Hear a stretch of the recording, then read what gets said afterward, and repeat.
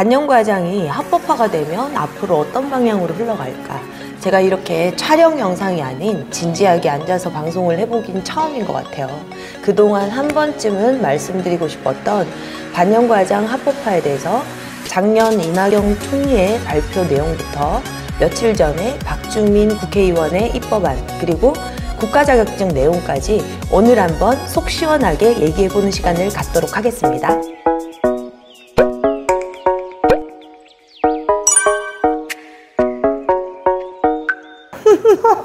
안녕하세요. 더제이비 본점 대표원장 정유진입니다.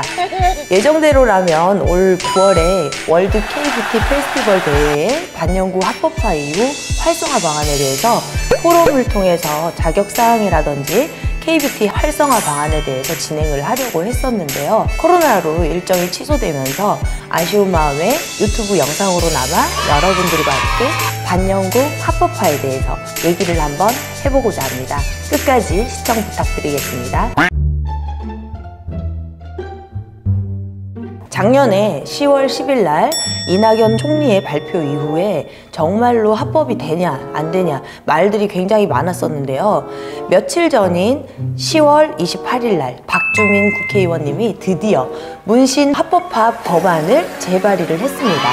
이 법안에 대한 구체적인 내용들까지 잠시 후에 상세히 알려드릴게요. 자, 이제 우리가 더 이상 가슴 졸이지 않고 반영구 화장을 할 수 있는 시대가 오느냐, 이것이 관건인데요. 1차적으로 우리가 지난 세월을 한번 돌이켜보도록 하겠습니다. 우선 전 세계에서 우리나라만 왜 일반인의 반영구 화장이 의료행위로 간주되고 있었는가, 여기에 대해서 먼저 간단하게 설명을 드리도록 하겠습니다. 1992년도에 미용 문신을 의료행위로 간주하여 의료법 위반으로 단속을 하고 또 처벌을 했습니다. 여기 자료를 보시면 아시겠지만 1992년 5월 22일 날 대법원의 판결로 인해서 그 당시에는 기술만 국내로 들어와서 잘못된 문신이 성행을 하고 있을 때 지울 수 있는 레이저기가 없었기 때문이죠. 1992년 대법원 판례에 의해서 의료법에 저촉되는 직무로 인식되어져서 지금까지 모든 시술자는 범법자다, 이런 인식이 있는 것 같아요. 현재 우리나라에서는 약 22만 명이 반영구 화장업에 종사를 하고 있고요. 국내 1,300여 명이 시술을 받았습니다. 이러한 반영구 화장은 당연히 양성화해서 위생관리나 감독, 교육 과정을 통해서 우리 국민들의 안전을 책임져야 될 것입니다. 손기술은 대한민국이 세계에서 인정하는 것은 누구나 잘 알고 있는 사실이죠. 전 세계에서 인정을 하는데도 우리나라의 이러한 현실 때문에 많은 사람들이 기회가 있음에도 불구하고 기회를 잡지 못하는 거죠. 이건 너무한 거 아니냐고? 이러한 법 테두리 안에서 그동안의 반영구 시술자들은 높은 수수료를 내고 피부과나 이런 성형외과에 샵인샵으로 들어가서 시술을 하거나 병원에 들어간다는 게 사실상 쉽지는 않잖아요. 그래서 일반 피부샵이나 오피스텔 이런 데서 허가도 받지 않고 시술을 하기 다반이었습니다. 이처럼 병원에서도 시술하고 있는 것은 의사가 아니라 우리 같은 일반 기술자이고, 비의료인의 시술이 공공연하게 이루어지고 있다는 것은 모든 사람들이 알고 있는 사실이죠. 병원에서도 역시 불법을 강행하고 있었던 거죠. 사실은 제가 20년 동안 이 일을 하면서 가슴 졸이면서 했던 세월도 많았고요. 여러분들이 제 얼굴 봐서는 사실 믿기진 않으시겠지만 제가 보고낙 박사입니다. 합법화에 대해서 누구보다도 관심이 많은 이유가 지금에서야 말씀드리지만 가슴 아픈 사연이 있었습니다. 제가 범죄를 저지르는 것도 아니고 사람들을 예쁘게 해주고, 심지어는 저희 샵에는 전신 탈모나 암 환자 이런 분들이 많이들 오셨어요. 그분들에게는 반영구 화장이 단순히 미용의 목적이 아닌 살아가는 데 있어서 진짜 희망이 될 수도 있거든요. 그런데 몇 년 전쯤부터 저뿐만 아니라 전국에 있는 반영구 화장 시술자들을 대상으로 대대적으로 단속을 하고, 많은 원장님들이 경찰 조사까지 받고, 매년 단속 기간이 되면 범법자처럼 가슴 졸이면서 일을 했었습니다. 우리 같은 이런 일이 예술로 인정받아야 할 반영구 화장이 이런 잘못된 법으로 인해서 범법자가 되어야 된다는 현실이 너무 안타깝고 억울해서, 저는 정말 공부를 그렇게 좋아하는 사람도 아니고 교수의 꿈이 있는 사람도 아니에요. 정말 오로지 단 하나, 반영구 합법화 때문에 이 관련 논문을 써야겠다 해서 제가 5년 동안 학교를 다니고 작년인 2019년 박사 논문을 발표했습니다. 바로 반영구 제도화에 관련된 논문인데요. 제가 석박사를 졸업한 이유도 이 논문 하나 쓰자고. 저 하나가 뭐 논문 쓴다고 해서 세상이 달라지는 건 아니지만, 제가 석사를 갈 당시만 해도 어떤 사회적 인식도 그렇고 그렇게 좋은 편은 아니었어요. 지금처럼 단체들이 모여서 시위를 하고 간담회를 하고 이런 것들은 꿈도 못 꿀 때였어요. 제가 합법화 관련 논문을 쓴다고 할 때 이제 주변에선 다들 우리나라에서는 의사들의 반발 때문에 절대로 이제 합법화는 불가능할 것이다, 이런 반대 의견이 많았었고, 논문 투고하는 데 있어서도 어려움이 굉장히 많았습니다. 결국에는 우리 대구 한의대 교수님들의 많은 지지와 도움으로 제가 2019년 2월에 논문을 발표를 하고 논문을 학회지에 6월에 실을 수 있게 됩니다. 네. 그러고 나서 이제 바로 몇 달 뒤인 지난해 2019년 10월 10일 보건복지부에서 반영구 화장 시술 자격 확대를 과제로 2020년, 그러니까 올해죠, 12월까지 공중위생관리법이 개정될 예정이라고 발표를 하더라고요.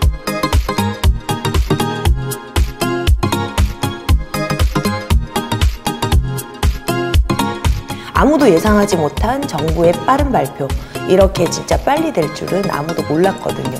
물론 그 당시에 여러 단체에서 힘을 모아서 시위도 하고 헌법소원도 하고 간담회 같은 것도 하고, 이런 현업에 계시는 많은 분들이 단합을 해가지고 이루어낸 결과가 아닐까 싶어요. 그리고 나서 이제 작년 10월에 대구시에서 한번 저희 협회로 반영구 입법안에 구체적인 사안을 써달라 해서 제가 10장 정도 시설 규정이랑 입법안 뭐 이런 것들을 가다 달아 뭐 해서 제출한 적이 있어요. 자, 그리고 올해 들어서 10월이나 11월쯤 입법안을 발표할 것이다 라는 말들이 있었습니다. 며칠 전이죠. 2020년 10월 28일 박주민 의원께서 문신합법화 제정안 입법을 발의를 했습니다. 20대에 이어서 이번 21대 국회에서도 다시 한번 발의를 하셨는데요. 이미 전 세계 수많은 나라에서 반영구나 타투는 부수적인 의료 행위가 아닌 버젓한 전문 직업의 영역으로 들어와 있습니다. 그것이 산업적인 측면에서 보든 종사자의 처우 개선 측면에서 보든 반영구나 타투를 받는 우리 시민들의 안전을 위해서 보든 여러모로 보나 더 낫기 때문이라고 강조를 하셨죠. 현재 흐름으로 봐서는 반영구가 이제 합법화로 되는 방향으로 가고 있는 것 같아요. 자, 여기서 우리가 박주민 국회의원이 발의한 입법안을 한번 살펴보도록 하겠습니다. 자, 입법안을 살펴보면요. 문신사 법안 박주민 의원 대표 발의라고 되어 있고요. 제한 이유라고 해서 현재 문신 행위에 관한 명확한 법적 근거는 없는 상황이며, 법원은 문신 시술 행위가 의료 행위에 해당한다고 보고 의사가 아닌 사람이 문신 업무를 하는 경우에 불법 의료 행위에 해당하는 것으로 보아 의료법 위반으로 처벌하고 있으나, 현실에서는 대부분 의료 목적보다는 미용 목적, 예술 목적으로 문신을 받으려는 경우가 많고, 이에 따라서 비의료인에 의해 문신 행위가 음성적으로 이루어지면서 이에 대한 관리, 감독 또한 어려워지는 등 국민의 건강에 부정적인 영향을 미치고 있는 실정이다, 이렇게 되어 있습니다. 그래서 이 법을 제정하여 문신사의 면허와 업무 범위, 문신업자의 위생관리 의무 및 문신업소의 신고와 폐업 등에 관한 사항을 규정을 함으로써 문신업을 양성화를 시키겠다. 그리고 이에 대한 관리 감독을 강화하여 문신업의 건전한 운영과 국민의 건강 증진에 이바지하려는 것이다. 이렇게 내용이 나와 있습니다. 여기 안에는 주요 내용으로는 나에 살펴보시면 밑에 문신업자를 제8조에 따라 문신업소에 신고를 한 자로 정의를 한다, 이렇게 내용이 나와 있는데, 신고죠. 신고를 하고 이제 이제 문신업소를 이용을 하라라는 거고요. 다해보면 문신사가 되려면 고등교육법 제2조에 따른 전문대학 또는 이와 동등 이상의 학력이 있다고 인정되는 기관에서 보건복지부령으로 정하는 바에 따라 관련 학문을 전공하고 졸업한 사람, 국가기술자격법에 의해서 문신사 자격을 취득한 사람. 자, 이 내용에 보면 국가기술 자격증이라는 말이 있습니다. 우리가 반영구랑 문신이 합법이 되면 국가기술 자격법에 의해서 시험을 치르고 면허를 따서 신고를 하는 제도로 아마 흘러갈 것이다 라는 내용을 유추를 해볼 수가 있는 거죠. 자, 그러면 정부에서 공중위생법 개정안을 통한 합법화 발표를 한다고 했잖아요. 그랬는데 우리가 먼저 공중위생관리법이 뭔지 한번 살펴봐야 되겠죠. 보건복지부가 다루고 있는 법 중에서 가장 대표적인 법이 의료법과 공중위생법입니다. 공중위생관리법 2조에 보면 정의가 있습니다. 공중위생영업이라 함은 이렇게 나와 있는데 다수인을 대상으로 위생관리 서비스를 제공하는 영업으로서 숙박업, 목욕장업, 이용업, 미용업, 세탁업, 건물위생관리업을 말한다. 자, 공중위생법의 용어의 정리에 이용업과 미용업이 들어가 있습니다. 여러분들은 반영과장이니까 당연히 공중위생관리법 안에 미용 분야에 들어가겠지라고 생각하는 분들이 많으신데요. 저 역시 이제 그렇게 생각을 했었어요. 근데 이번에 박주민 국회의원의 입법안을 보셨겠지만 문신사법이라고 단독법안을 발의를 하셨다고 합니다. 자, 미용에 들어가는 방법과 문신사법 단독법안이 생길 경우 아직은 우리가 뭐라고 딱히 단정 지을 수는 없고 단순히 이 두 가지 방법 중에 가능성을 예측을 해보는 건데요. 자, 두 가지 방법 중에 1안인 미용업 안에 반영과장이 들어간다면 아마 이런 방식으로 되지 않을까 싶은데요. 미용업의 업무 범위라고 해서 이렇게 쭉 있습니다. 미용업 종합, 미용업 일반, 피부, 네일, 메이크업.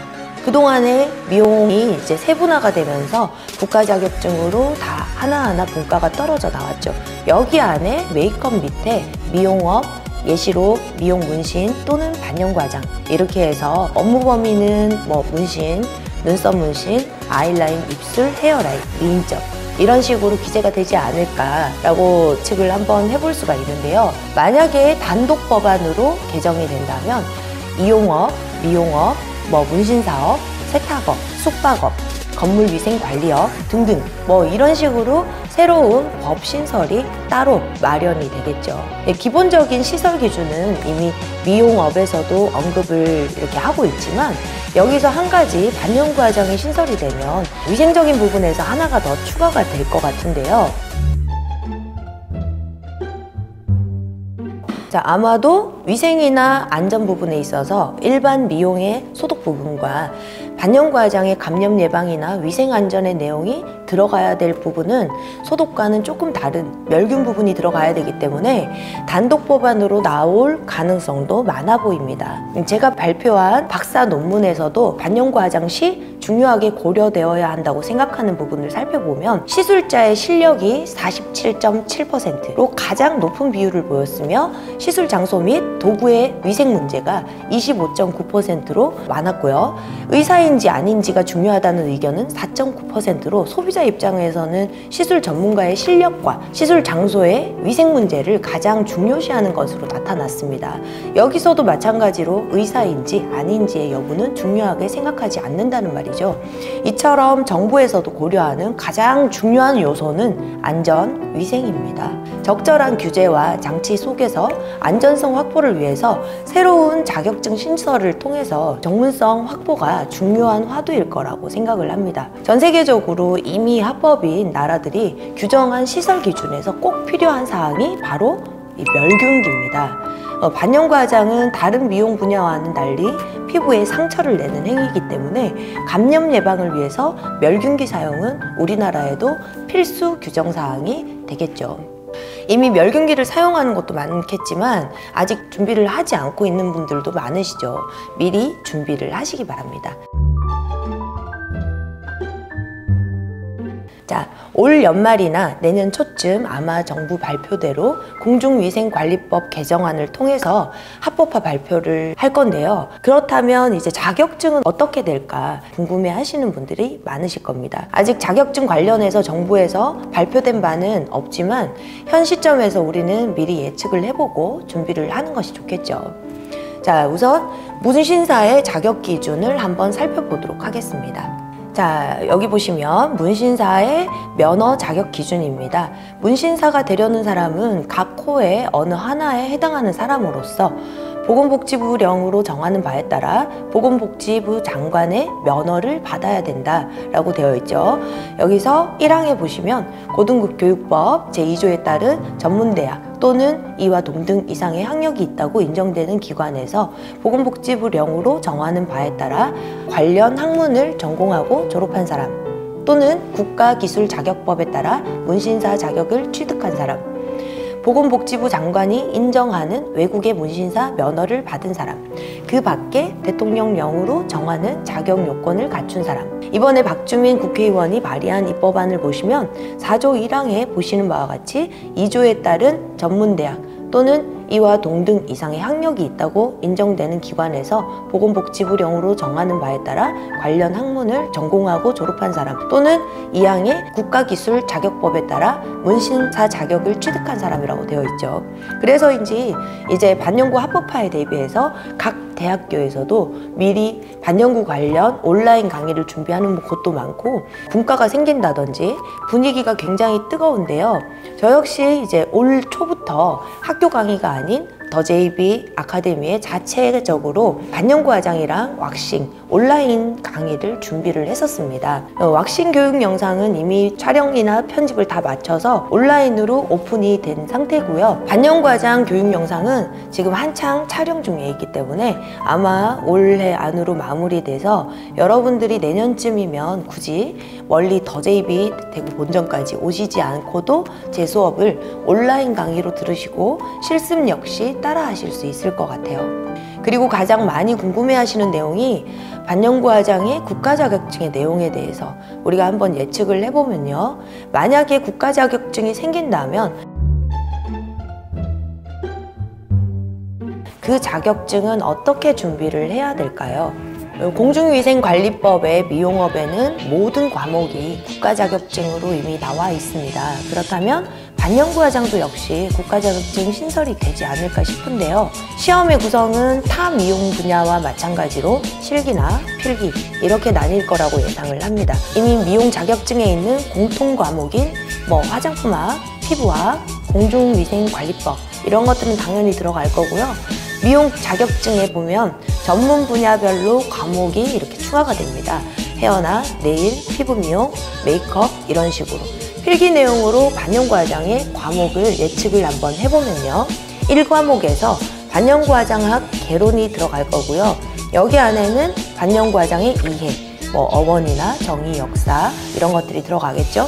그리고 반영구 화장의 기초이론, 얼굴형에 따른 반영구 화장 기법이라든지 반영구 화장이나 문신의 차이라든지 그리고 우리가 가장 알아야 될 부분의 이론인 색채학 이런 것들이 들어가겠죠. 피부학, 화장품학, 공중위생관리학, 반영구 화장 기술에 대한 구체적인 이런 내용들이 들어갈 거라고 예상을 합니다.